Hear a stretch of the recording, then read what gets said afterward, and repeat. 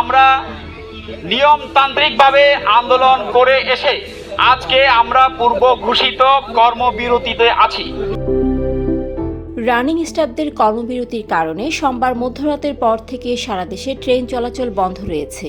রাজধানী ঢাকা সহ দেশের বিভিন্ন রুটে এই অচলাবস্থায় চরম ভোগান্তিতে পড়েছেন যাত্রীরা।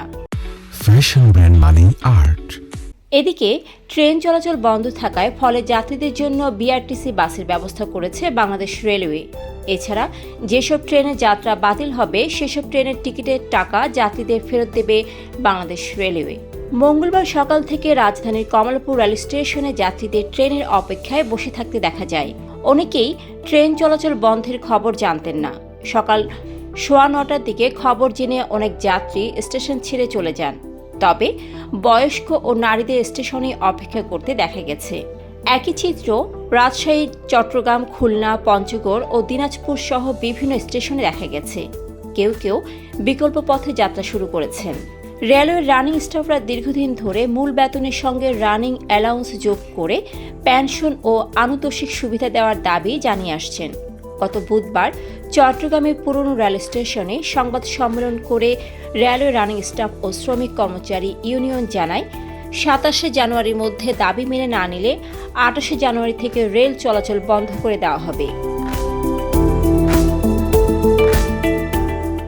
রানিং স্টাফরা হলেন লোকোমাস্টার, সহকারী চালক, গার্ড ও টিটিই। তারা দীর্ঘ সময় ট্রেনে দায়িত্ব পালন করেন। দৈনিক 8 ঘন্টার বেশি কাজ করলে মূল বেতনের ভিত্তিতে অতিরিক্ত অর্থ পেতেন। অবসরের পরও বেতনের সঙ্গে 75% রানিং অ্যালাউন্স যোগ করে সুবিধা দেওয়া হতো। তবে 2021 সালের 3রা নভেম্বর অর্থ মন্ত্রণালয় এই সুবিধা সীমিত করে। রেলপথ মন্ত্রণালয়ের উপদেষ্টা মোহাম্মদ ফাউজুল কবির খান জানান, আন্দোলনরত কর্মীদের সঙ্গে আলোচনার মাধ্যমে সমাধানের চেষ্টা চলছে। তিনি রানিং স্টাফদের প্রতি ট্রেন চলাচল বন্ধ করে সাধারণ মানুষের দুর্ভোগ বাড়ানোর বদলে আলোচনায় বসার আহ্বান জানান। ডেস্ক রিপোর্ট, সারাদিনের সংবাদ। ফ্যাশন ব্র্যান্ড মানে art. Men's, ladies and kids wire.